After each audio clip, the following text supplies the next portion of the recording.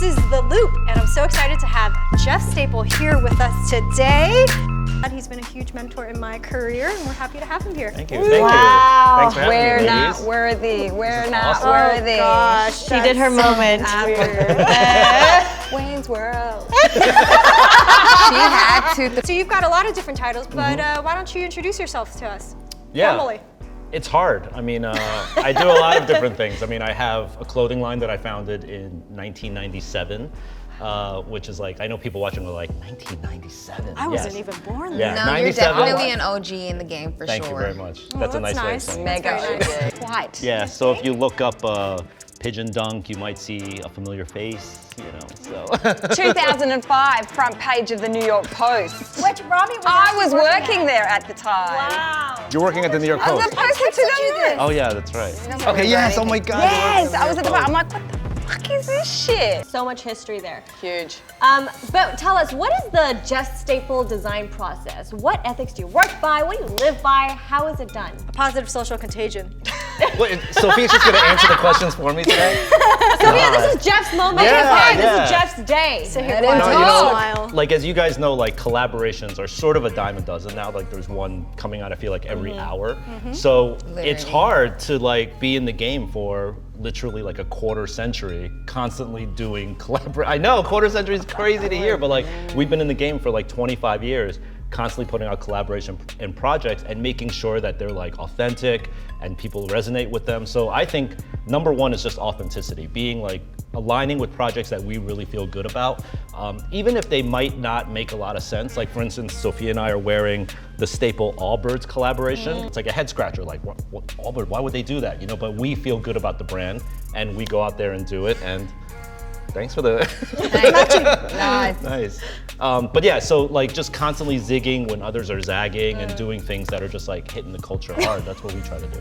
But still keeping like the integrity of like who you are, That's your important. brand. Yeah. Especially with like the generation now, they can smell bullshit from a mile away. Like I can smell Sophia's feet. Like, you know, you could just smell that like, you know, anytime. So like, I think you gotta preserve the authenticity. Hang on a second.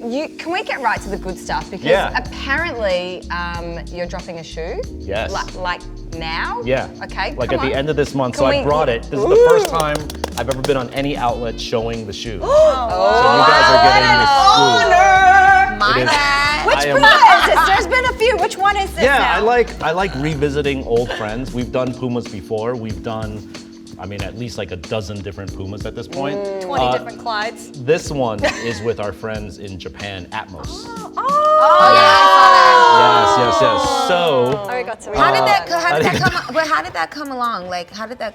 so the first time I went to Japan, 20 years ago, I met the owner of Atmos. Because they make fire collaborations yes. too. Their design. And for women, they have like a yeah. whole women's Oh, they have a store. whole shop. Yeah. You gotta go to the mall. There's a for lot it. of love It's there great. for women. So I've just been friends with the founder of Atmos for like 2 decades now, and we always try to do stuff together. We've done a couple of Bear Bricks together. We just did a New Balance together last November, and so now we're doing this. Nice. So nice. Yep. Give it So, to gaze. as you know, if you know my brand, the unofficial bird of New York City is the pigeon. The unofficial bird of Tokyo is the black crow. If you go to Tokyo, these black crows are scary. They're scary, man. So we did the pigeon black crow edition where we mixed both birds together.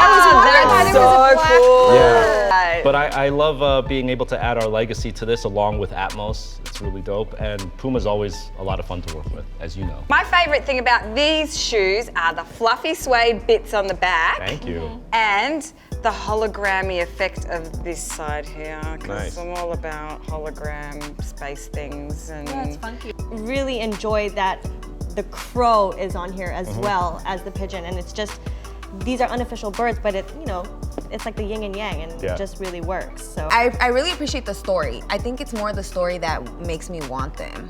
Like I wouldn't typically wear, and I love suede, I typically probably wouldn't wear like, you know, like this print here, this pattern, but I really I love the story behind these, so I Thank would you. rock them.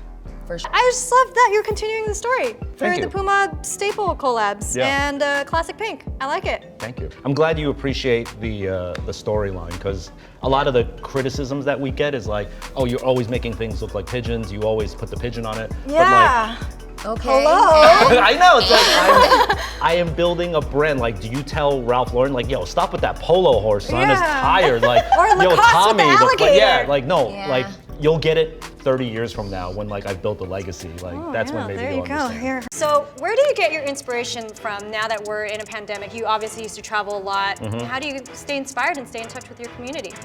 I've actually been going backwards in time. So I'm like digging in okay. the crates. I'm like going through my archives, old sketchbooks. This is the time where like, you never have an opportunity to look into your hard drives and be like, oh my God, look at what I did in like 10 years ago, you know? So now I've been really digging into those crates and just being inspired by the past work that I've done. It's pretty fun. Amazing. Yeah. That's really cool. What are your 3 collabs still on your dream list, Jeff? I used to have a dream list, but I don't anymore. Oh, that's good. Because your dream is now your reality. What you're saying is you have everything you No, want. no, Done not it all. I'll tell you 2 Don't be brands naughty. that were on the collab list, on the dream collab list. One was NASA, and the other one was Bruce Lee. And the problem is now, like, everything is for sale, everything is licensable. So it's like, if you just have a big enough paycheck, you can get any collaboration you want in this world. They literally Sure. have like NASA as Zara. Yeah, exactly. So when I see that, I'm like, womp womp, I don't want a NASA Yeah, collab. no, the Yeah. appeal's Yeah. done. The appeal's Yeah, done. yep. How do you bring that back though? How do you make that authentic again and not oversaturated? And I think it's with content and storytelling. So if I can get with like that. the director of NASA and have like a conversation and we do like a business Yeah, of let's hype just do that. podcast. Why can't we just do that? Okay, I'll put that back on the list. Yeah, put that back on the list. how do you feel about being made into that That G.I. Joe figure. Yeah, that weird looking. Yo, it's They like, got the forehead hairline well. Yeah, Really like Daniel Yad. again, like it's, you know, Daniel Yad is a great artist, similar to Mimi Yoon. He's a fan. He created that thing. That thing, And it's you- here. No, I love it. I love it. I love it, and I blessed it. And I was Yeah. like, yo, I want to support this. And frankly speaking, I supported that more so than I supported Mimi Yoon's in the sense that like I engaged in the selling of that. Whereas the Mimi Yoon thing, I was like, go for it, do you. But Wow. like, I don't want to necessarily Actually. be part of the business part of it. Right. Yeah. So moving fast forward into Yeah. 2021, NFTs. Yes. So I don't know. There's obviously a lot of bandwagon hopping onto this, you know, NFT thing. There's money to be made. It seems like there's real money being made by real people. I think that the verdict is still out on all the pros and the cons. For instance, just in the last month, there's been a lot of talk about the environmental impact of NFTs, which is terrible. Anyway, I don't have the answers. Some people are saying, calling bullshit on it. Some people are saying it's the future. I'm waiting. I don't jump into pools like immediately. I sort of see if the water is warm and then I decide to jump in. So that being said, we are working on an NFT, but I am gonna do like a carbon tax on myself.